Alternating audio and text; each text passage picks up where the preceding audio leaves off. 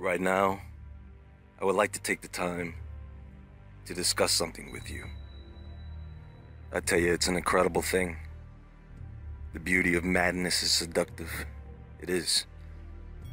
These days, do you think a generation raised on the entertainment of Harry Potter, Lord of the Rings, Descendants, is going to have any problem with getting involved in dark ritualistic activities? Yes, I'm talking about Burning Man. You know, the only people that go to this crap are the people that get off on this crap. And they will never, ever admit to any evil within what they do.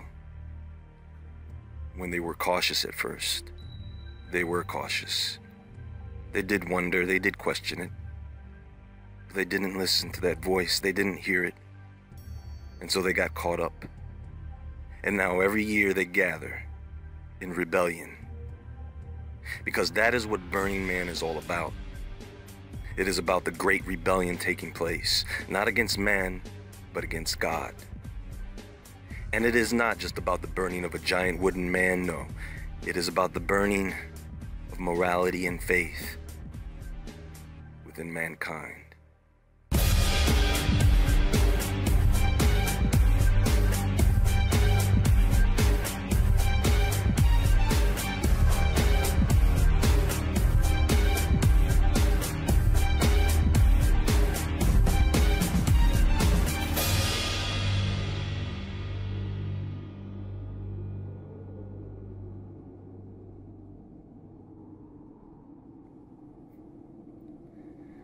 Folks, we have a problem. And it is serious, it is. There are people who gather to participate in an event they do not understand. They have been seduced by something they cannot see or touch. A force has drawn them in. Burners. That's what they call themselves. Let me go back a little bit. Can I tell you a story? But I want to warn you, this is going to be one of those WTF moments. So get this. Within the Celtic culture, there was a society of folks among the educated class that acted as teachers, judges, priests. They were known as the Druids. And according to the Roman Julius Caesar, any man of high class in Gaul, which at one time was part of what we know to be France, was either a nobleman or Druid. Now the Druids believed that the soul was immortal, and when you died, your soul would move on from one person to the next. And because they were judges and also teachers, people would go to them for instruction, and some willingly gave their lives so that they could be sacrificed. It was actually considered a punishment if they banned you from being sacrificed. This is how far gone these people were. Now, the Druids preferred to sacrifice criminals, but at times they did not discriminate. They needed bodies to burn inside of a woven wooden structure. We call it a wicker man or an effigy.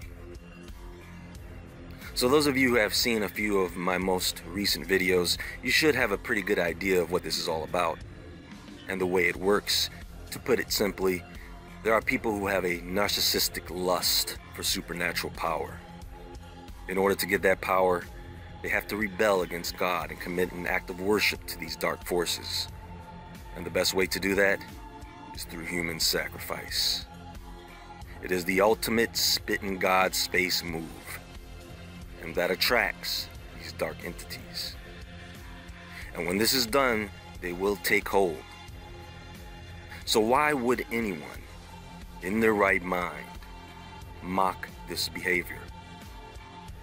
You think it's just Burning Man? Oh no, this is a thing now. It's all over the place. South America, Europe. Any of you ever heard of Castlefest? Well, in the Netherlands, here we go with these people again. In the Netherlands, in a place called Lies, they hold an annual fantasy festival called Castlefest. And this HorrorCon has been held on the first week in August since 2005.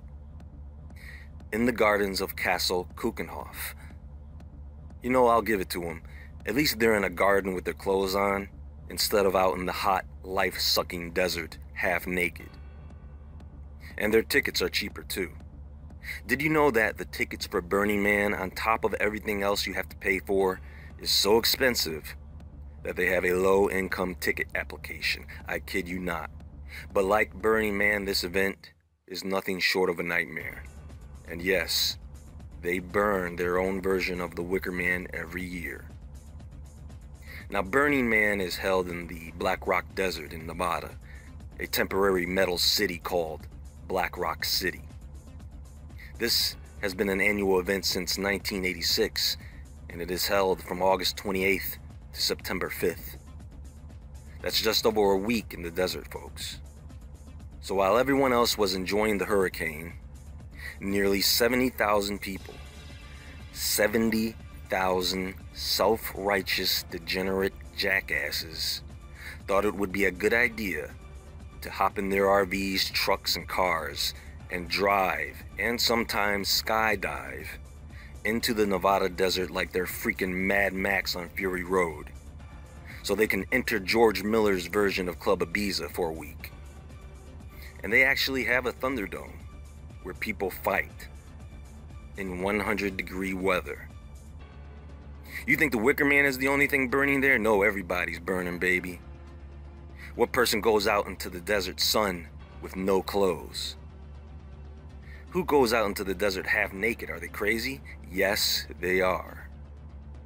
You've got to understand that they have a little society going on there, as this is not a festival, but a makeshift city in which people live for a week, made up of what they refer to as virgin and non-virgin burners. Speaking of which, they actually have a census report on their population, which is quite interesting. According to the report, it turns out they keep track of almost everything that they can about these people. They know how many burns people attend since their last burn. They know the average attendee is between the ages of 20 and 40 plus, which gives you a median age of 34. Now, children of all ages are allowed. In fact, children under the age of 12 are free, although there are not many children there. The majority of the adults have college degrees, and more than 50% of them make over $50,000 a year. And there is a good 20% that make over $100,000 a year. Now, there is slightly more men than women, along with 1 to 2% who identify with the 1 to 2%, meaning fluid, both, or neither. Yes, they keep track of gender identity, sexual attraction, and orientation. They also keep track of religion.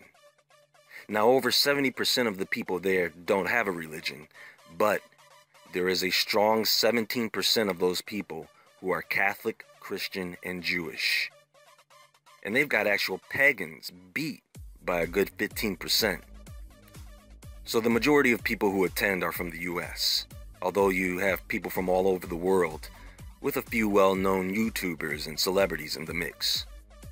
About 80% of these people are white Caucasian, with about 6% Asian, 4% Hispanic, Latino, and 1% Black. There are a few who fall under Native American, and the leftover 10% fall under other. They collect information on the percentage of people who feel like they belong to a community, the percentage of people who feel that it is their home, and the percentage of people who identify as a burner. Burning Man has this rule about leaving no trace, meaning the playa has to look the way it did before people arrived. They are required to sort their waste and dispose of it properly, because they believe in greening your burn, even though there is nothing green there but the few plants they bring with them. At the same time, their number one source of energy is, of course, gasoline to power generators. Now, I should give some of these burners credit, as they have Burners Without Borders who volunteer and donate time and money to help local communities, such as assisting in rebuilding devastated communities after Hurricane Katrina. And I am sure there are several burners who will do the same post-Hurricane Harvey. They have Black Rock Solar, they have the Youth Education Spaceship Project, Big Art for Small Towns, They've partnered with San Mateo for Innovation Week, for education for youth. Most of these projects are based on community building and art, and basically the agenda is to take the ideas of Burning Man outside of Burning Man into local communities. You know, they want to show that they care about the environment and they are helping kids in failing communities. They have a marathon, a global leadership conference. They have something called gifting, which encourages burners to bring gifts for people, whatever it may be, food, drinks, souvenirs, etc. But to me, what they are doing at Burning Man is the same thing they do at CERN and these other organizations. They want the world to conform to their beliefs. They are trying to breed and spread a culture based on the ideas of just a handful of people, like Burning Man's co-founder, Larry Harvey. Relax, folks. I'm sure the name Harvey is just a coincidence. I guess it's okay to do things you should not be doing as long as you're contributing to society, right? Do not be fooled, folks. They're good deeds.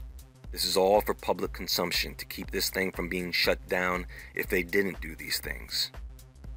So what would you expect to experience in a place like this? Sex, drugs, and music, right? Oh no, it's not like that at all.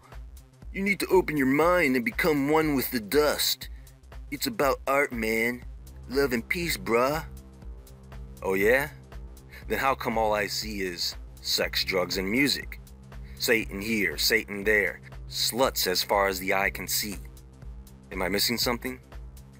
Is that just the icing? Oh yeah, the art. The ugly, creepy, oversized, symbolic occult art. Don't get me wrong, there is some pretty incredible artwork there, I gotta be fair. Like the Sonic Runway, a 1,000-foot corridor of lights all driven by a sound system. You see? Do you see how seductive this place is? Even I'm intrigued. But folks, this is nothing more than some creepy, over-sexualized carnival of freaks and geeks. And if you see it as anything more than that, God help you. Come on, bruh. It's not about that. It's not what it looks like. Well, then stop making it look like it is about that. See, there's that good is evil, evil is good thing again. Anyway, they are not into sponsorships. They don't book entertainment. Everything that happens there, folks, the burners created. It is an open community where anything goes. Within the confines of the law, of course. This is still held in the US, mind you. There are police, federal agents, firefighters, security, and people have been arrested, kicked out, and banned. I don't want to get into all the little things that go on there. I will say this. Harvey himself said that this is an experiment to see what type of utopian society could be created when people are subjected to a harsh environment in which nothing is for sale. A cashless society, huh? Now let's talk about the burning of this Wicker Man structure, this effigy. No. Nobody should be doing this. Period. You can't take something inherently evil and try to put some spin on it to make it look cool. But that is what people do. And people buy into it. I mean, the Druids used to jam-pack those things full of people and then burn them down. I mean, why waste a whole Wicker Man on one person, right? On Friday, they light up their $250,000 Embrace sculpture. A cathedral-like structure on the same scale as the Statue of Liberty. And you can walk around inside, just don't be in there on Friday. On Saturday night, they light up the Burning Man 40-foot statue, following a pyrotechnic firework display unlike any other. I wonder how many bodies they hid in this thing before they burned it down. I'm kidding, of course. Or am I? These people even have a site dedicated to burning their own homemade effigies. By the way, if you haven't heard by now, someone did die this year from running and diving into the flames of the burning effigy. And the only thing I have to say is, oh well, that's what they wanted to see. A man burn, right? What makes it even worse is that the next day, Some people went on ahead and barbecued themselves a whole pig, using the leftover heat from the charcoal of a giant burnt offering that killed a man. Oh, should I talk about how when you eat the flesh of a burnt offering, how you also eat the energy of the dark entity that possessed it? Anyway, do you know what 2017's art theme for Burning Man is? Radical ritual. That's right.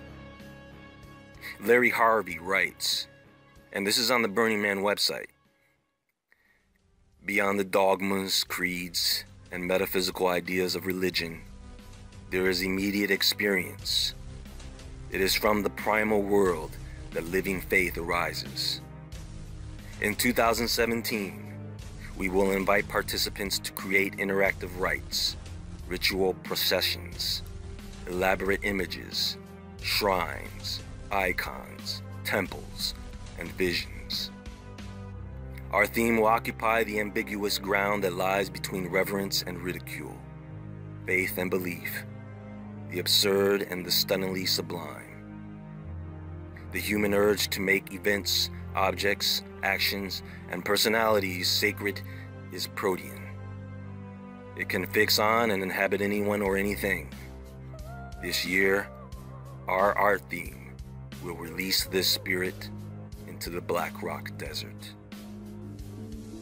Well, I guess that about sums it up right there now, doesn't it, folks?